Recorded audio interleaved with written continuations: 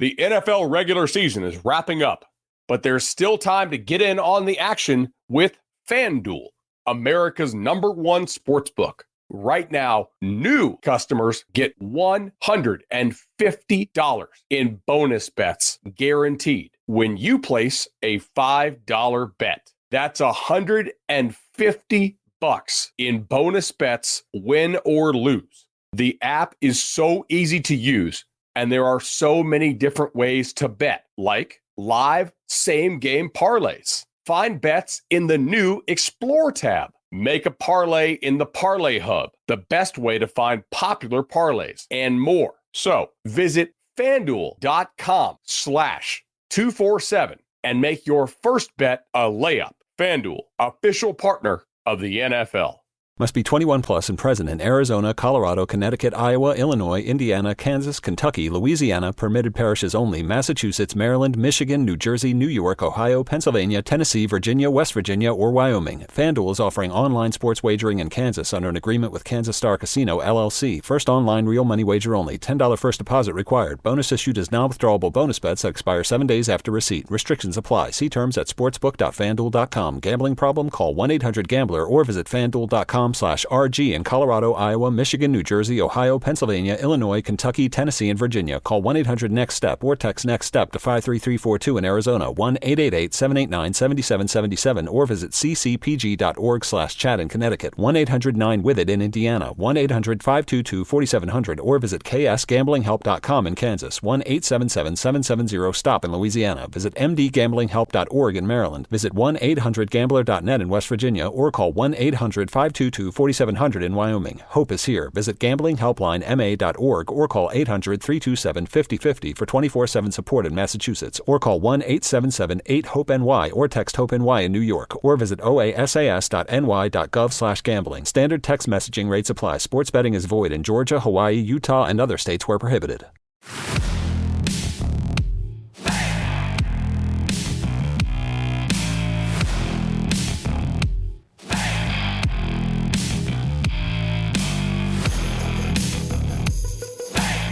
Welcome in here to the 10 of 12 podcast. I am your host, Ryan Gilbert. Today on the show, we are going to be talking some Big 12 basketball. It's been quite some time since we've done that here on the show, but football season is pretty much over. In fact, it is over for each of the 10 teams in the Big 12. So we'll be switching our gears here to basketball. We'll be talking about each of these 10 teams in the Big 12, just kind of giving you a nice update, a nice refresher, as to where they stand, what's going on.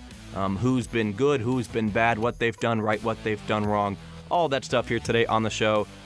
Be sure to follow us on Twitter at 10 of 12 podcast. I'd appreciate that very much. You can stay up to date with everything going on around the Big 12, the latest updates, news, predictions, highlights, scores. It's all there on Twitter at 10 of 12 podcast. So we'll go ahead and go through each of these 10 teams. Kind of just giving you my ranking, I guess my power ranking, so to speak, if that's what you want to call it. I've got Iowa State at number 10. I've got K-State at number 9. 8 is TCU. Number 7, Oklahoma. Number 6 is Oklahoma State. Here into the top 5, I got West Virginia at the 5 spot. Texas Tech at number 4. Kansas at 3. Texas at 2. And to no surprise, Baylor is at number 1. Before we go through and talk about each of these teams, real quick here, we'll talk some bracketology. Number 1, you've got Baylor, and then you've also got Texas, who is now a number 1 seed after that win over Kansas on Saturday. That was quite the performance from Texas up here in Allen Fieldhouse. And then you've got Kansas dipping back to a 2 seed. West Virginia's at a 5 seed right now. Texas Tech is a 7 seed. Oklahoma is an 8 seed. TCU is right there on the bubble as a last 4 team in as an 11 seed. And then you've got Oklahoma State, who is probably one of those next 4 teams out. That's probably how I would have to give those schools. That's according to CBS's bracketology. So I use those seedings from there. And quite honestly, if I had to create my own, I think Oklahoma State's probably going to be in the field when it's all said and done. I don't know if TCU gets in, and I certainly don't think Oklahoma would be up there at the 8 spot. Oklahoma's a solid team, but I don't know if I'd put them up there in the 8 line. So we'll go ahead and talk about each of these teams now. We'll start it off with Iowa State. We'll go up the line here from the bottom of the standings just for simplicity reasons. So starting with Iowa State here, there is no Tyrese Halliburton. I think that is very clear. It's very evident if you've watched Iowa State play at all this season. They do not look good, and I don't know if there's much debate about this team at the bottom. And that is, of course, with K-State being at the 9 spot, that kind of tells you, if you've been following K-State, that shows you how bad Iowa State really has been. Now, they haven't been healthy. Trey Jackson returned on Saturday against Baylor. He only scored 3 points, but his presence was, felt on the court. Iowa State, honestly, had a chance to beat Baylor. I don't have the box score pulled up in front of me, but I believe that the Cyclones got it within, I think, 2 or 3 points with probably 10 minutes to go in that game against the Bears. So let's be real here. I don't think anyone gave Iowa State a chance to actually win that game, but they made it a game. They gave some effort, and Trey Jackson coming back for the Cyclones is big. Also Xavier Foster with his foot injury, he has not been 100%. He didn't play against Baylor. Who knows? Maybe if, Foster was in there, they would have had, a really good chance to beat Baylor with the way they played. But, he hasn't been 100%. Foster's a heck of an athlete, a top 100 recruit, a 4-star athlete according to 24/7 Sports. So, they haven't been the healthiest of teams in the Big 12, but let's be real. I don't think anybody is ever 100% healthy, so it's not an excuse. It's very cliche to say, but next man up mentality is what Steve Prohm's going to have to be using up there in Ames. He's got some pieces to his puzzle that I think are okay. Bolton's not bad. He's got Condit. He's got some pieces that he can work with, but let's be real. If Jackson comes back and Foster comes back, that is a much better Iowa State team for Prohm up there in Ames. I mean, like I just mentioned it, though, but, without Halliburton, they're not doing much. And I was always someone who was very critical of Halliburton. I still am. I don't think he's going to be a good player in the NBA. He's got a very slow jump shot. It comes out of his release is slow, is what I'm trying to say. He's not big enough. Is he lengthy? Of course he is, but he just needs to put on a lot more weight and muscle if he wants to not get bullied around in the NBA. But it's the NBA, and it is different than college, so, what do I know? Like, I just don't get why any team would waste a draft pick on Halliburton. I hope I'm wrong. I hope he can prove me wrong. But at this point in his career, I've just never understood why anyone would want him in the NBA. I really just don't get it at all. With that being said, though, I think that his absence is, it's proving that without him, that team is struggling even more. Of course, he went out last year, I believe, in February when he had that injury to his hand, sidelined him for the season, and Iowa State really struggled a lot more than they even were. So, Halliburton, that's kind of the bottom line. They just don't have enough right now. Not enough players healthy for the Cyclones. If you've got them coming up on your schedule, you're probably looking at a win, as Iowa State simply just aren't able to do much right now. They're 0-3 in the Big 12. Right now they're 2-5 overall on the season. Jacksonville State and Arkansas Pine Bluff are their only 2 wins. I think that they shocked a lot of people. I wouldn't say they shocked a lot of people, but Kansas State shocked a lot of people when they were able to beat Iowa State up there in Ames by 9 points. K-State actually looked pretty good against a Big 12 team. So I think the future might be bright. There is light at the end of the tunnel, but right now things are not going well in Ames for Steve Prohm. We'll go back up to number 9. Kansas State here. I like the Wildcats in the 9 spot. I think that this is where they belong. I don't know what I feel like I'm beating a dead horse here when I talk about Kansas State, because every time I do such a thing, like I said with Iowa State, the future is bright. The freshman class for Kansas State is really good. If you haven't been paying attention, which if you're listening to this on Go Powercat, I'm sure you've been keeping up with the Wildcats on the basketball court. But if you haven't, it's Bruce Weber's top-rated recruiting class ever at Kansas State. So there's a lot of optimism with them. Nigel Pack is a really good point guard. Davion Bradford is one of the best, I think, centers K-State's had in a while. A really good freshman class, man. Selton Miguel's got some potential. Luke Kazubke, we haven't seen him in there yet at all. It'll be interesting to see what he can do with his jump shot, because that's why he is in Manhattan, is to hit three-pointers. So K-State badly needs that. They shot 25 threes against TCU on Saturday. That's not a recipe for winning basketball games. And then, of course, you've got Siri Lewis, who is a nice, contributor for that freshman class. But the future is bright in Manhattan. I think everyone on that team can give you something.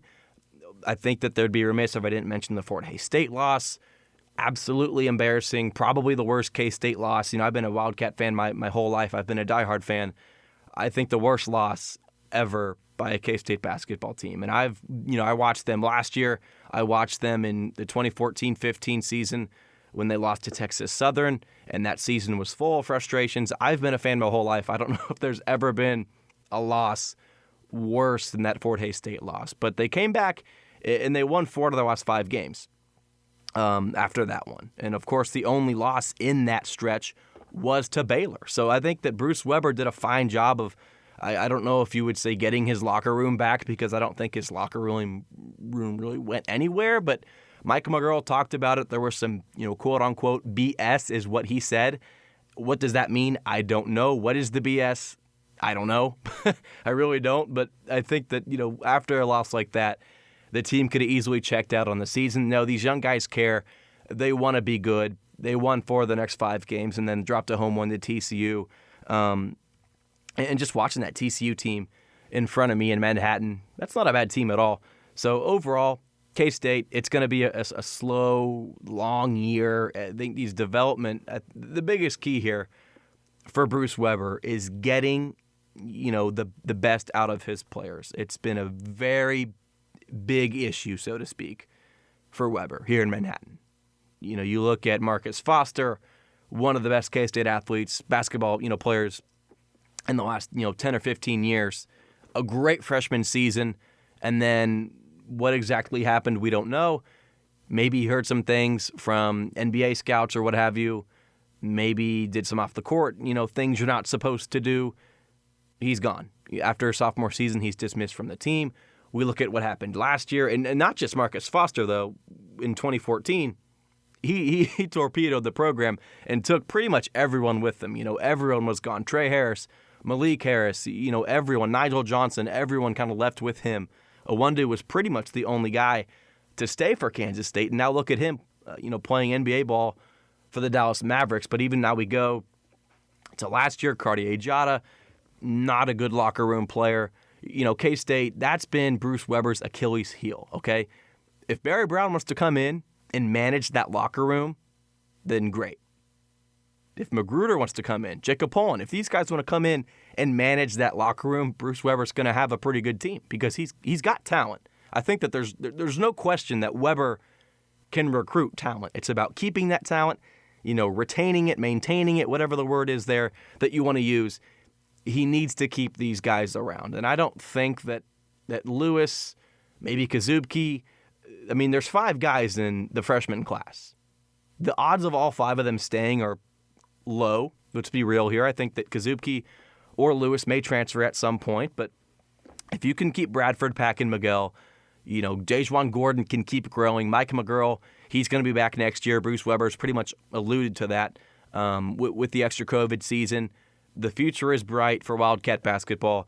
My boss Fitz at Go Powercat has always talked about, do you want to argue about should K-State be here in this rebuilding process in year 8 or 9 under Bruce Weber? We can argue about that all day long because it's, you've got a really good point. It's kind of embarrassing.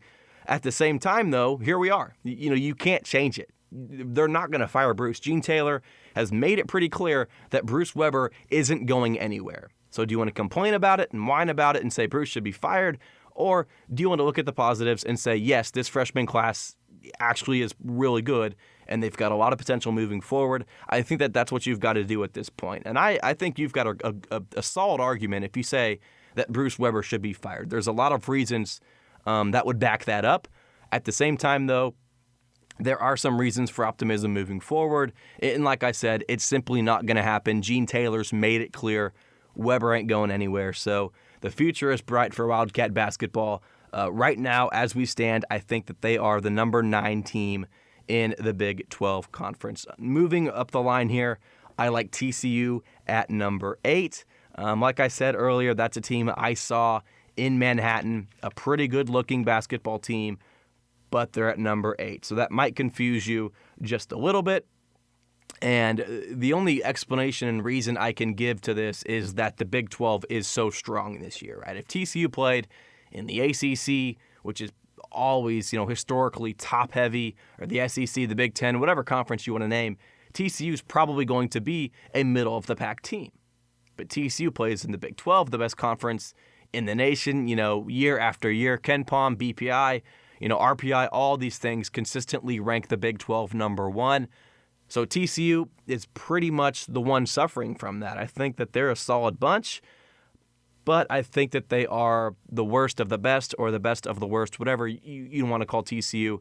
They're an okay basketball team, but I don't think that they are ever going to go out and completely dominate an opponent in Fort Worth. They didn't really dominate K-State. They let K-State hang around in this game and gave K-State a pretty good chance to win. They allowed K-State to come back in the second half, and I don't want to put too much emphasis on one simple game because it's a long season. But still, I've been critical over the last minute of TCU. They're a good team. Mike Miles is probably one of the best freshmen that's not named, Cade Cunningham in the Big 12. They've got their pieces there in Fort Worth. I think Jamie Dixon gets a little bit too much criticism for his job in Fort Worth. I wouldn't say that. I think that his criticism is warranted, but Dixon's not a terrible coach. A lot of in the Big 12, a lot of us tend to forget that Dixon had a lot of success at Pitt before he was in Fort Worth, and let's not forget that Pitt was in the Big East when the Big East was really flipping good. That was Syracuse, UConn, Georgetown. I mean, those were the glory days of my childhood, watching the Big East tournament, every March. That was, the old Big East, nothing beats that. And Pitt was very successful in that. So I think Dixon's doing a fine job, but overall, this is kind of the consequence of the Big 12 being so good. Somebody's going to have to be, at the bottom, near the bottom of the standings. K-State and Iowa State are going to be there no matter what season it is. COVID, no COVID, good Big 12, bad Big 12. But up there at number 8, TCU is the one that really suffers the most from the Big 12 being so good this year. They don't really have any quality wins yet. They beat Oklahoma State by 1 point, who I do have ranked above, the Horned Frogs. They beat A&M. I'll give them that one. Other than that, though, I don't know how much credit you can give this team. They lost to Providence. They lost to Oklahoma. CBS has them right there on the bubble in bracketology. We'll see what happens moving forward. I've only seen them a few times. I don't know if I would put them in the tournament. And if they're in the tournament, I don't think they win a game. It's a long season, though. They are 2-1 in Big 12 play. They're 9-2 overall. So they're winning those games that they need to win.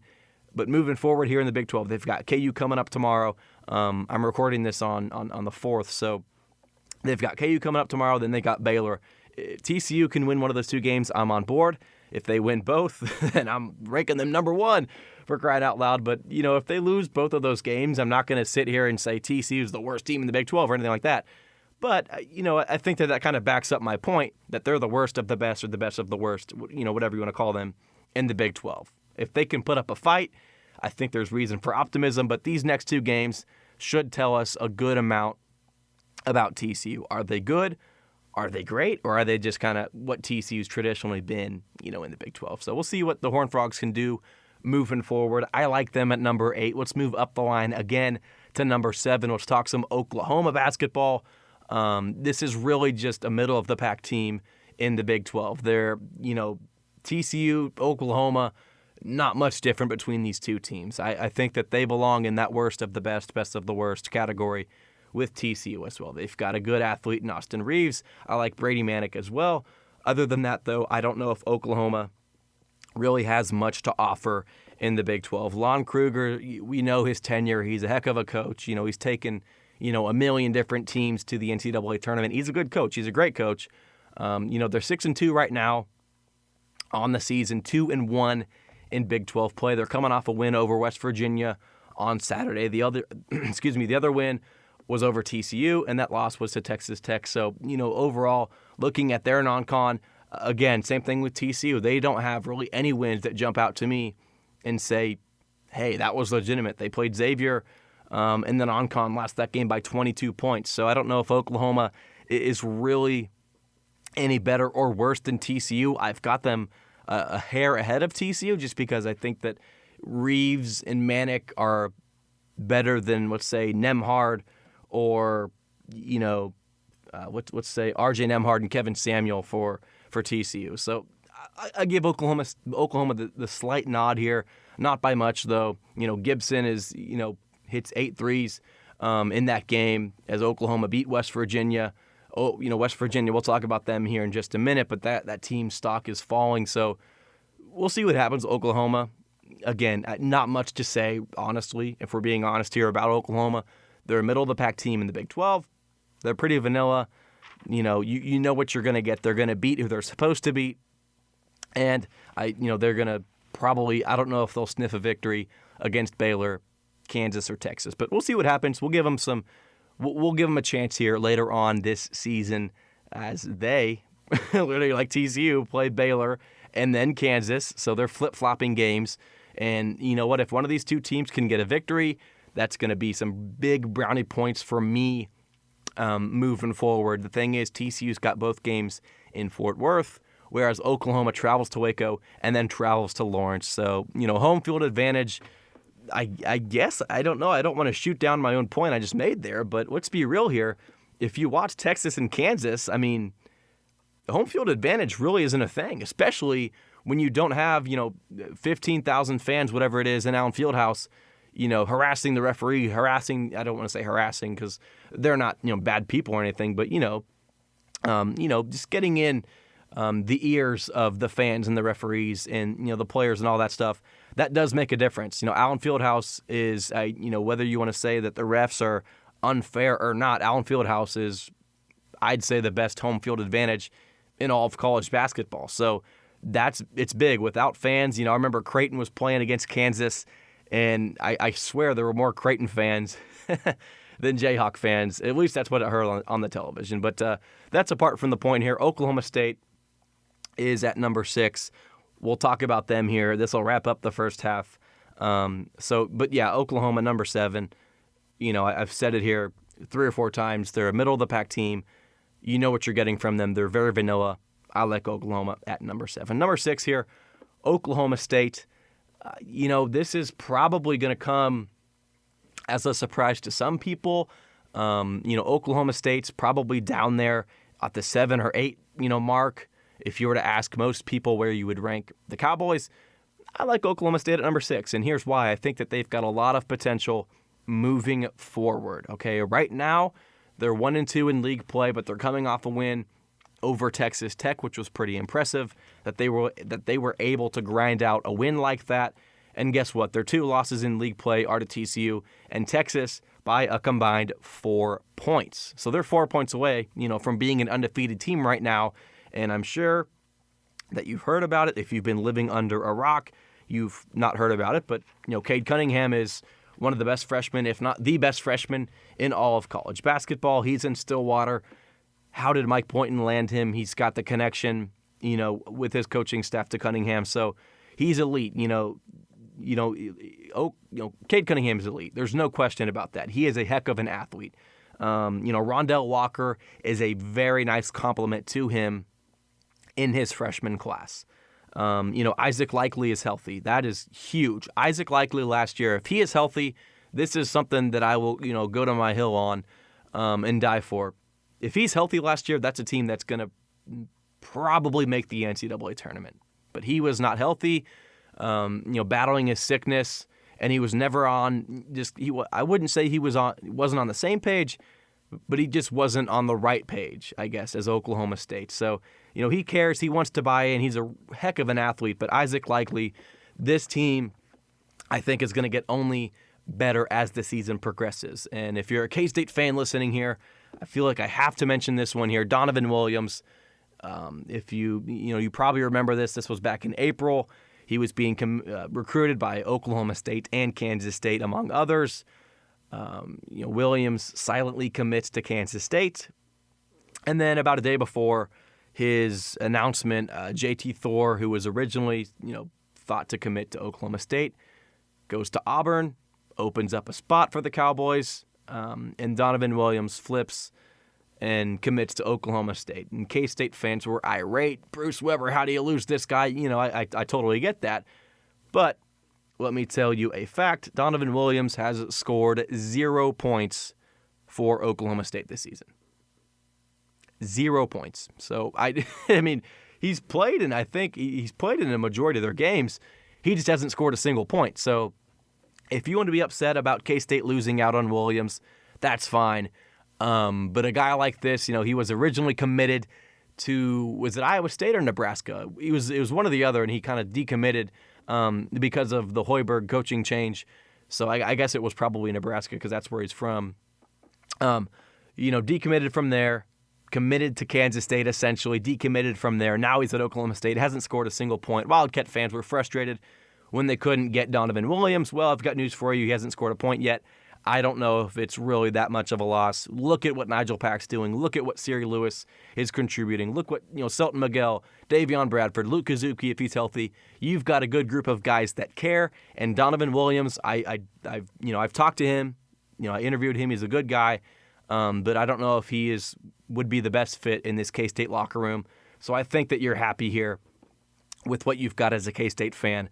But again, I don't want to be critical of Williams, but he's got 0 points. That is just a fact in Oklahoma State. Nonetheless, though, this doesn't matter. It's just a little tidbit here. If you're not a K-State fan, I'm sorry I bored you with that, but Williams is not important for Oklahoma State at all.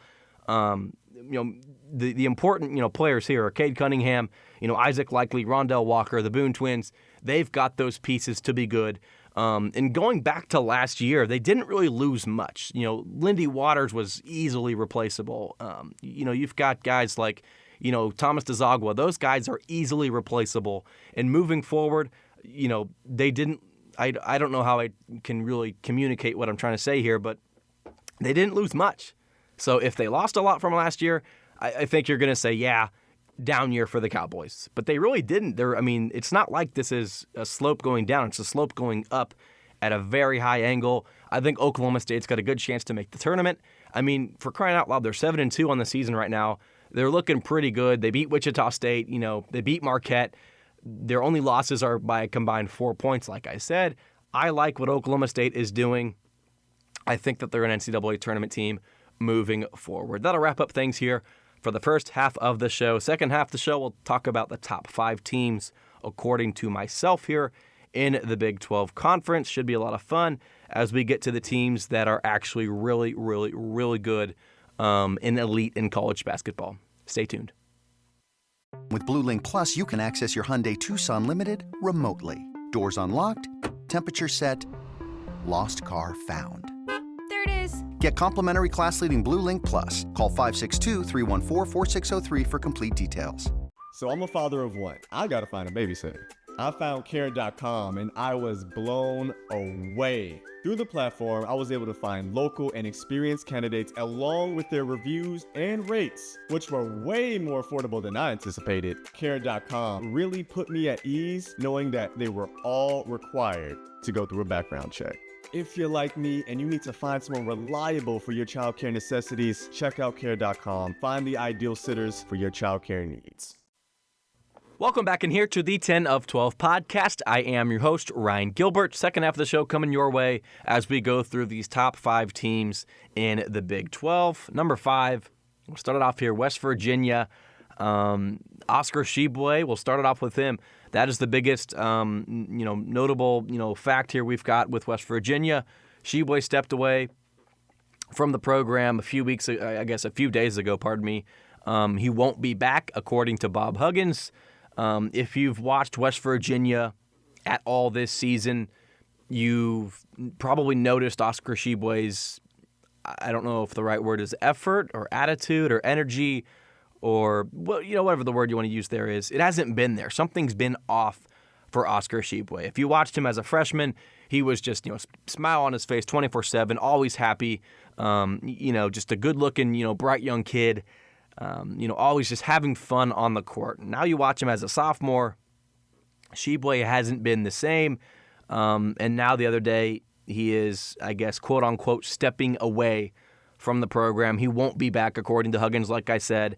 And I use the quote-unquote stepping away because that is what the official, that's what the official wording is. I don't know if he was dismissed. I don't know if he was kicked off. I don't know if it was mutual. I don't know if it was Huggins. I don't know if it was Sheboy. I don't know the ins and outs on that. But, bottom line, he is not with the team anymore. There is some skepticism as to actually, what happened. I'm sure Sheboy declared for the NBA draft last year. Most people, we didn't think he was actually going to leave. Of course, he comes back.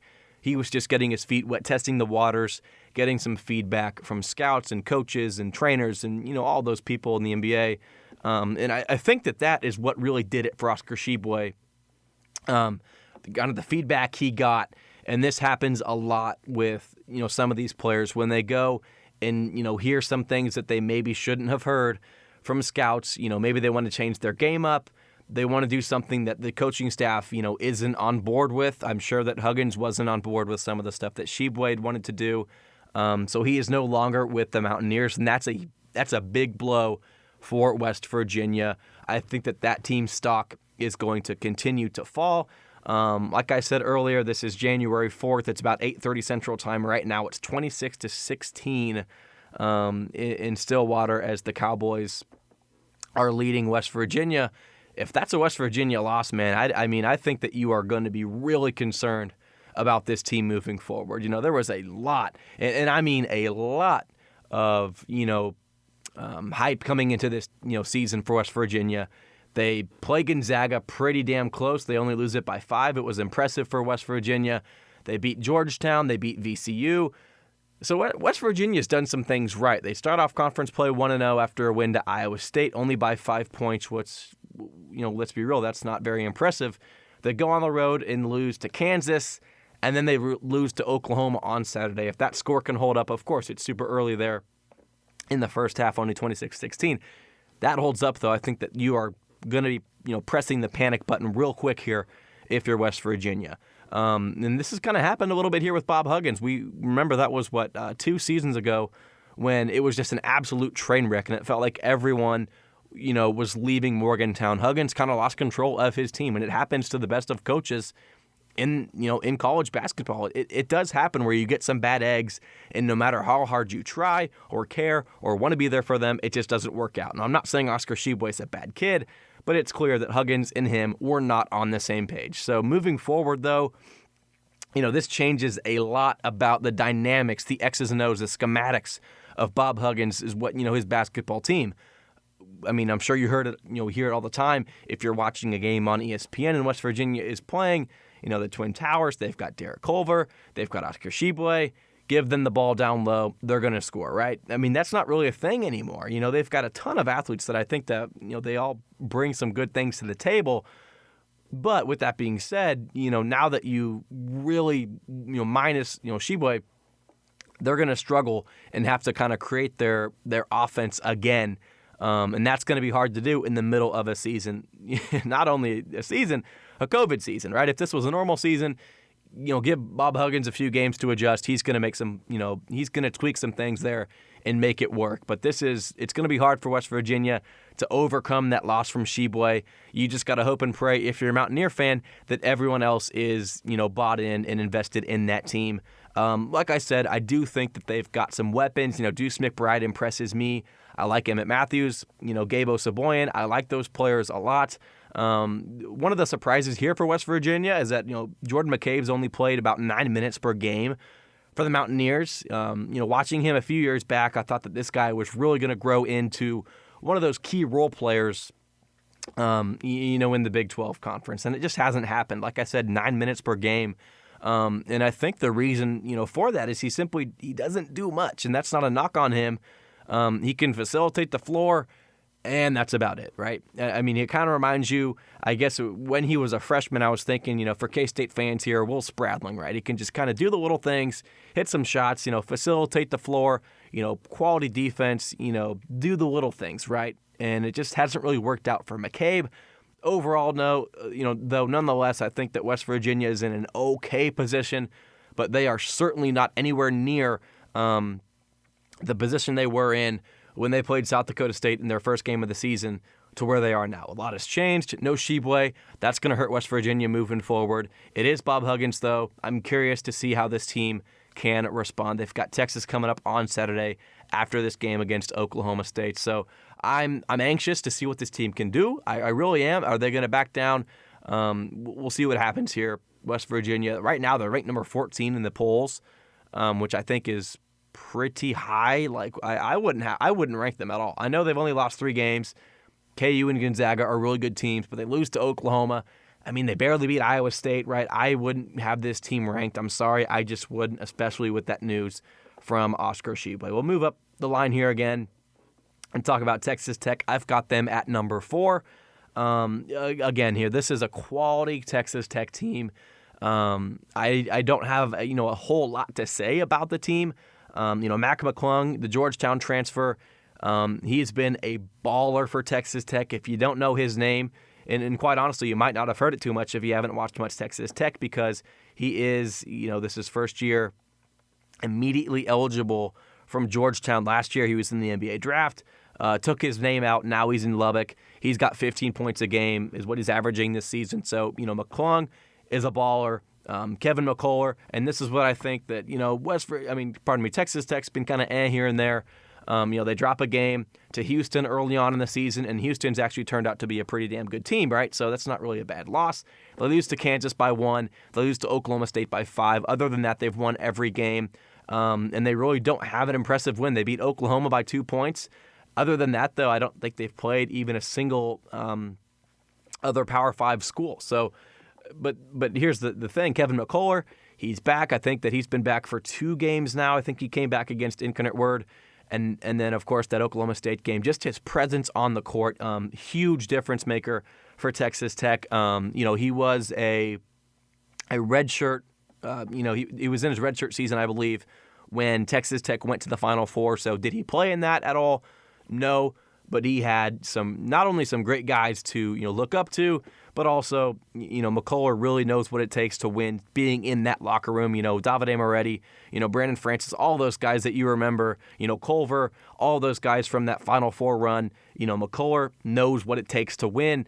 And Chris Beard is one of the emerging. I say this pretty much every time I talk about Texas Tech. Chris Beard is emerging as one of the best coaches in college basketball. They're 1-2 right now in the Big 12. They're 8-3 overall. Those numbers aren't amazing, but overall, man, Chris Beard has proven that he is one of the best coaches, certainly in the Big 12 and, of course, around the country. I like them at number 4. Not a whole lot to say about this Red Raider team. They host Kansas State tomorrow. If this game's close, I wouldn't be surprised, but if it's a K-State win, I will be surprised. I think that K-State's really kind of getting screwed here, if we're being honest. With Texas Tech coming off a loss, that's going to be a hungry team in Lubbock. I don't know if K-State stands much of a chance, but of course we'll wait and find out and see. We'll go back up the line here again and talk about Kansas. I've got them at number 3 in the Big 12. Again, another team that played Gonzaga. They lost by 12 points, and what's really just frustrating is that Baylor never got to play Gonzaga. That would have been easily the best game of the year and probably a Final Four or national championship game, preview. But that's apart from the point. Kansas is at number 3 in my rankings. The Jayhawks are the Jayhawks, right? And they're going to be, I think, a top 2 or 3 team in the Big 12 when it's all said and done. There's no doubt about that, right? Marcus Garrett's been a little bit of a disappointment this year. He's been fine. He's been fine, but he's not been that preseason Big 12 player of the year that we all thought he would be. Now, don't get me wrong. I'm not trying to be critical of him. He has been fine. It's just I thought that Garrett was going to do a little bit more this season for the Jayhawks. But to fill that void, Ochai Agbaji has really stepped up for Kansas in a great way. Jalen Wilson, the freshman, he's been amazing for Bill Self. But I still have my reasons for skepticism, with the Jayhawks. And I've got them at number 3 here. I'll be honest here. I was close to putting them at number 2, but after the Jayhawks lost to Texas, it's kind of impossible to put them above the Longhorns. But I think that there is an argument to be made there. KU, they beat Creighton only by a point, but they still got that done. They beat Texas Tech on the road. They beat West Virginia. They beat Kentucky. Kentucky's pretty awful this year. I get that, but it's still Kentucky. So KU's got some things going in the right direction, but I worry about how high this ceiling can be for Kansas, right? Go back to last year. Like I said earlier, I'm a K-State fan, been one my whole life. I feel terrible for Kansas, man. That team was going to win. I wouldn't say they were going to win. They had as good a chance as anyone, to win March Madness, right? Let's be real here. They did. And then COVID came and canceled that tournament, and, Big Doke is gone, and now Devon Dotson's gone. I think that those guys are really big losses for Kansas. I don't think Devon Dotson should have went pro. He should have came back for his junior season. I think he's a little too small for the NBA. We'll see what happens with him. Wish him the best of luck. Dotson's a great young man. But I think another year at Kansas, allow your body maybe to grow half an inch or an inch, put on some more weight, wouldn't be a bad idea. He doesn't agree with me. He's now with the Chicago Bulls. That's apart from the point here. You lose Dotson, you lose Azubuike. That's tough. I mean, that's plain tough, right? And now you've got, Lightfoot down there who's, I think, maybe getting a little exposed. I mean, we saw that against Texas, man. Big Dave McCormick. Me and my friends joke all the time. When McCormick gets the ball, you just got to put your hand in your face and just put your head down and start laughing like, oh, God, what's he going to do this time? I mean, he just plays kind of sporadic and crazy on the court, but, he's trying his hardest. But I don't know how confident I am in, David McCormick. Lightfoot, I don't know how, confident I am in Christian Brown. He's averaging 30 minutes a game, right? 30 minutes and 9 field goals is not what Christian Brown should average if Kansas wants to win the Big 12. Now, Christian Brown is a fine role player. I just don't think that he is one of those elite players in the Big 12, okay? He's just not in my mind. If you want to argue, about that with me, go ahead. I'm all ears, but I don't think he has that quote-unquote it factor to him. He's someone that should, I think maybe shooting, 5 3-pointers a game, getting him those open looks is not a bad idea. Shooting 3-pointers isn't a bad thing, right? I talked about earlier, Kansas State shot 25 3-pointers against TCU. That's bad. Why? Because they were just chucking up shots and, praying it went in, right? Bill Self, one of the best coaches in college basketball, gets his guys open, right? Svi Mikhailuk was not a special player. Okay, I'm sorry, he was not. Was he a special 3-point shooter? Hell yeah, he was. That dude was automatic from the corner. That ball leaves Svi Mikhailuk's hand, it's going in. Every time, it. But he's not that good of a player, right? It's because Bill Self's offense got him an open 3-pointer seemingly every possession. So, that's what it's about. If Christian Brown can, take 9 field goals a game, right, that's not, I guess, terrible, but 30 minutes per game, I just don't know if I see that in, an elite Big 12 player. So, again, it's not a terrible thing because Bill Self's getting him open shots. I just don't know if this is the Kansas team we're used to seeing, right? Marcus Garrett needs to step it up a little bit more. Ochai Agbaji can only do so much, for this team.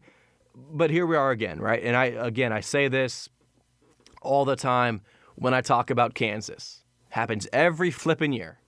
There's so many reasons to believe that Kansas won't win the Big 12, right? There's so many reasons. Baylor's good. Texas is good. Texas just blew out Kansas at home. They don't have they don't have Azubuike. They don't have Dotson. There's so many reasons. It happens every year. Go back to, last year. Baylor, in the first half of the season, was better than Kansas. That, of course, flipped, and Kansas became, pretty much the, front runner for the title game, right? Year before that, it actually did happen. K-State and Texas Tech split the Big 12. What was that? The year before that was Trae Young. Year before that, Buddy Hield. Every year, West Virginia's got a good press. They're going to be good this year. This team's going to be good. That team's going to be good. Happens every year. I don't need to get into, year by year, but every year it happens where we always say this is the year where Kansas doesn't win the Big 12. I'm saying it, right? I have them ranked number 3. Baylor looks really, really good in Waco, but I still have my reasons to just, in the back of my mind, happens every year where you think that KU is not going to get it done, and they somehow get it done. I do not write Kansas off quite yet. Bill Self's a great coach. He's got his guys locked in. The whole NCAA investigation stuff is beside them. They are not focusing on that. They're focusing on winning games, and they're quite honestly winning most of their games, right? They haven't won all of them, but they're doing well.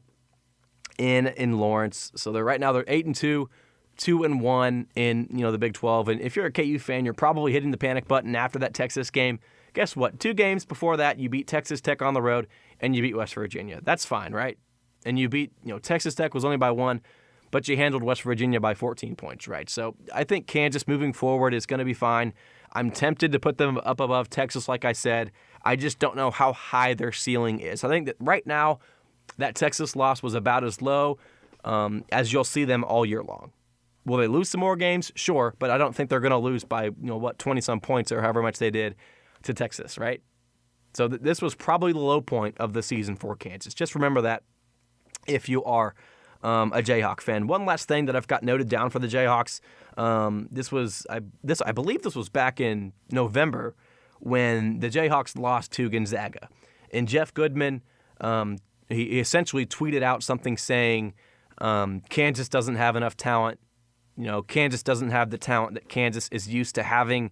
They're a good team, but they're not a great team. I can't remember what the tweet exactly had said, but Kansas fans were irate, and they were lighting him up, and he just got bullied on Twitter left and right. And he's not wrong, but he's not right. I'm kind of in the middle here. I get what he's saying, and I alluded to it. Without Dodson, without Azubuike, I get it. They're not going to be as good, right? But they've still got talented pieces, of that puzzle that Bill Self is going to move around and really make this.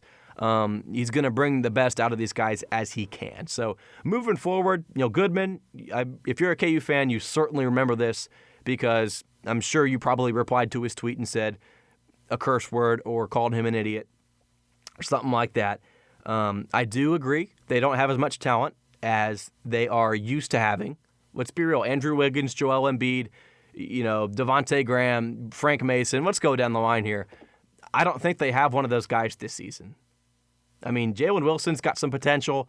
Marcus Garrett's a heck of a player. He's taken a little bit of a step back, but I get it. They've got players, but this is not what Kansas is used to having on the floor. I don't think you can argue that. I'm trying to defend Kansas as much as I can here because moving forward, I think that this, like I said, this is the low point of the season for Kansas. If it gets lower than this, I'd be surprised. Overall, KU's going to be fine. They're talented. They're just not, this is not what they're used to having in Lawrence. A home loss. This was Bill Self's worst home loss ever in Allen Fieldhouse. So, that maybe shows you that KU's not as good, or maybe Texas is just really good, maybe a mixture of the two. A nice segue into our number 2 team here, Texas. I've got the Longhorns in the 2 spot. I am a little skeptical of this Longhorns team. If you've been listening to me here, I've been doing this podcast for almost 2 years now. I'm always going to be skeptical of Shaka Smart. And I don't necessarily have a reason. I don't have, a pinpoint. I don't have my finger on why. But I think Ryan Wallace from GoPowercat.com, he is the football guy. He doesn't know a whole ton about basketball, but his theory on Tom Herman is essentially that, not only Tom Herman, but any coach at Texas, it's just there's too much pressure. You've got the Longhorn Network. You got to do like 18 shows during the week. You've got the title being head coach at Texas. That carries a lot. There's a very high standard for Texas. It's hard to coach at Texas, right? And I think the same thing can kind of be said here for Shaka Smart. Football's a lot different than basketball because the standard of Texas football is higher than the standard of Texas basketball. But Shaka Smart's still around, right? I still am. I'm skeptical of what Shaka Smart can get out of these guys, right? And looking at his guys, I don't know how this is the 4th-ranked team in the country. They looked really good in the Maui Invitational, even though that tournament was played in Louisville or something, or maybe it was South Carolina. I can't remember. I'm getting old. They looked good. They looked impressive. They beat Davidson, and then they beat Indiana, and then they beat North Carolina. So that's impressive. Good job for Texas. But then right after that, they lost to Villanova. And that is where, immediately, the next game they lost to Villanova. And Villanova's a fine team, right? Don't get me wrong. But this is always what happens. I think Texas has beaten North Carolina a few times in the past couple of seasons, and people got really high on them, and then they lost a game that they shouldn't have lost. And I'm not saying that they necessarily should have beaten Nova, but I think that they maybe gained a little too much confidence after that, Maui Invitational win, right? Long story short here, I'm still skeptical of Shaka Smart. I have my reasons to doubt him. You look at the talent that he has had, right? He went back to back with Mo Bamba, Jared Allen, and Jackson Hayes, right? Centers that are now in the NBA that are having pretty good careers. You're probably thinking, wait, they were at Texas. Why wasn't Texas so good? And my reason for being skeptical of this team is Shaka Smart getting the best out of his players. I don't think he does. I think that he can get tremendous talent. He can get good players, but at the end of the day, he doesn't really bring the best out of them. They do better in the NBA than they do at Texas. So, the same thing can be said for this year. I think that Greg Brown, I talked about, TCU with Miles and the freshmen that they've got, right? I think that outside of, maybe Miles and maybe Cade Cunningham, that Greg Brown is the best freshman in the Big 12, right? So he's got talent, right? I just don't know if this is an elite team in the Big 12. Shaka Smart's coaching, I'm simply talking X's and O's schematics here. I don't think Shaka Smart's coaching is going to excel his team above, let's say Scott Drew or Chris Beard or Bill Self, right? That's my personal take. I could be wrong. I could be right. But, he's got his talent, and that's what he's going to have to fall back on. But how good is his talent is really just where that's where it all comes to me. Like, okay, is Matt Coleman really that good? Courtney Ramey, is he really that good? Jericho Sims, who had a heck of a day, against Kansas on Saturday, right? Andrew Jones, we all know the story about him and his health issues, right? Heck of a story, an amazing story. I just have my questions about this team. Are they elite? I don't think so. I hope I'm wrong. I want Texas to be successful. The Big 12 is just an overall better conference if Texas is elite like they used to be. Shaka Smart, I certainly hope he can get it together as well. I've kind of just rambled on there with Texas. I don't know if my point makes much sense. My point overall, to bring it all together here for Texas, Shaka Smart's not an amazing coach. I'm not a big fan of him. I'm still skeptical of this team. They've got talent. They've got the pieces. I just don't think they're an elite team in the Big 12. I think a few weeks from now, Kansas is going to hop Texas in the polls again. Right now, I think Texas is above Kansas. I'm okay with that. I agree. But moving forward here, I think Kansas has a much higher ceiling than Texas, and they can probably do some more, things on the court than the Longhorns can do. Last, but certainly not least here, we got Baylor at number 1. No doubt about this one. I think that you can maybe say a few things about Texas and Kansas at the 2-3 spot. Baylor's number 1. And I saw this team play here in Manhattan against Kansas State, and boy, are they something special, right? This is, like I said earlier, that game against Gonzaga, what a shame that had to get canceled due to COVID-19. What an amazing game that would have been. They blew out Illinois. They blew out Washington. This team is just on another level right now. Now, they haven't played the best of Big 12 teams. They're only 2-0, and both of those wins have been over Kansas State and Iowa State, who, like we talked about, are not that good, right? So they're 2-0, but they're bottom feeding right now. And I think the biggest thing for Baylor moving forward, this happened last season, cruise control. Or, putting on autopilot, whatever you want to call it here. We saw this, and I talked about it when I was talking about Kansas, how last year Kansas emerged as the better team in the Big 12 over Baylor, even though in the first half of the season it looked like Baylor was the number 1 team. What happened? Baylor pretty much got complacent. I think they might have gotten a little bored, just kind of, shut off the lights halfway through the season and said, hey, we're better than this team. We're better than K-State, Oklahoma State, Iowa State, Oklahoma, TCU. We're way better than these teams. We don't even need to try. I don't even need to go in the gym and get those extra shots. And I'm not trying to be critical. I'm not pointing fingers and saying that they're not good kids, because I think that not only Scott Drew, has a good team, he's got some good players as well, quality young men. I was impressed with the Baylor Bears when I saw them here in Manhattan.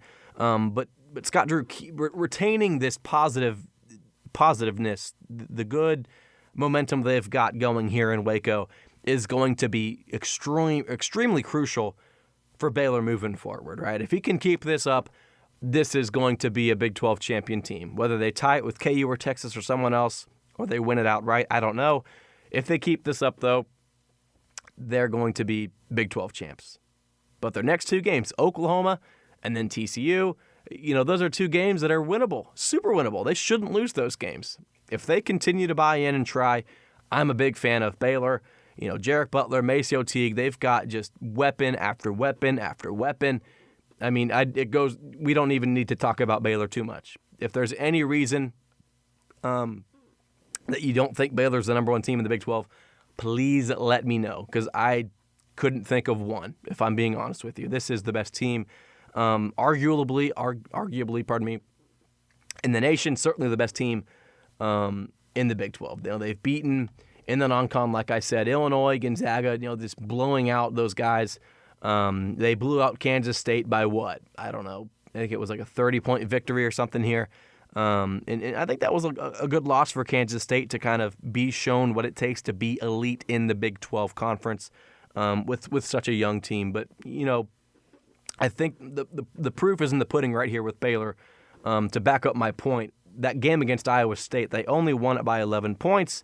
Iowa State usually is a tough place to play, but without, Hilton Magic and a home crowd in Ames, it's really not at all. So there's no excuse for that game being so close. Like I said, when I was talking about the Cyclones, I think it was like a 2 or 3 point game with about 10 minutes to go in that one. So that's my point right there, is that Baylor almost lost to Iowa State, right? They had to finally wake up after hitting snooze, time and again in the first half. They woke up and won the game, yes, but you can't do that against, the entire Big 12 slate. Someone's going to get you, right? So that's the biggest key for me moving forward. Baylor's got to continue to stay locked in every day, giving it their all, and continuing to, excel over everyone in the Big 12 conference. So, like I said, Baylor number one, man, you can't argue that one right there. You can argue a lot of these. I think that, TCU, Oklahoma State, they're 6, 7, 8 spots. Those can be changed. I think Texas and West Virginia, Texas Tech and West Virginia, those can be changed. You can argue a lot of these things here. Baylor at number one cannot. So let's go back down the line here to wrap up the show. Baylor at number one, Texas at number two, Kansas at number three, Texas Tech at number four. West Virginia is at number 5 into the bottom half of the standings now. Oklahoma State at 6, Oklahoma at 7, Horned Frogs at TCU at 8, and Kansas State is at 9. Iowa State down there alone at number 10. And this is just going to be a heck of a season here. Knock on wood that nothing else gets canceled. Right now, every program is good to go. We've had quite a few cancellations so far this season, but this is as good as the Big 12 has been in quite some time. I think this team has a chance this league has a chance to get 8 teams into March Madness. That was announced today that everything was going to be played in Indianapolis. I was looking at bracketology, and the regions are like the Lucas Oil region or the whatever region. I was like, this is weird.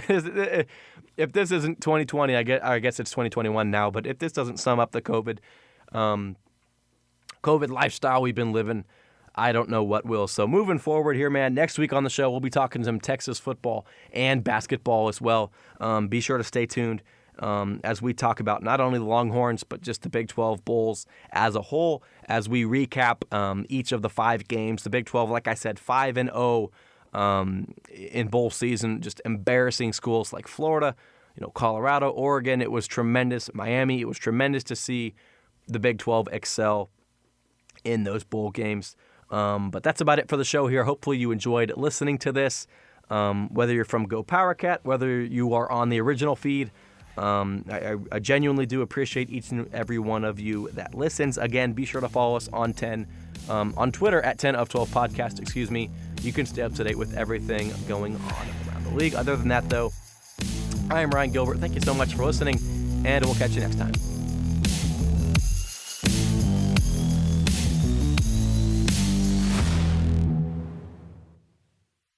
You ready to ride? I thought you'd never ask. Now streaming on Paramount Plus. It's the new original series, Lawmen, Bass Reeves. Bass dedicated to justice. From executive producer Taylor Sheridan, co-creator of Yellowstone, starring executive producer and Emmy Award-nominated actor David Oyelowo. It's the untold story. I'm warning you. Of the greatest American lawman. Your wicked days are done. Lawmen, Bass Reeves, new original series, now streaming exclusively on Paramount Plus.